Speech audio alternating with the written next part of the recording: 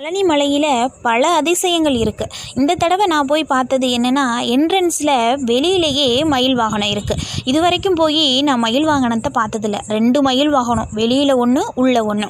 மண்டபத்து மேலே 6 படை வீட்டையும் அற்புதமாக வரைஞ்சி வச்சுருக்காங்க. மண்டபத்தை நிமிர்ந்து பார்த்தோன்னதான் தெரியுது, அங்கே 6 படை வீடும் அமோகமாக வரைஞ்சிருக்காங்க.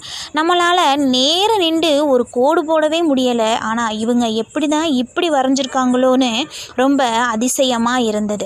நீங்களும் பழனிக்கு போனால் நிமிர்ந்து இந்த மண்டபத்தை பாருங்கள். இங்கே அருணகிரிநாதர் அழகாக இருக்கிறாரு. அவரை விட ஒரு வாழ்க்கையில் ஒரு சிறந்த மனிதரை நம்ம பார்க்க முடியுமா?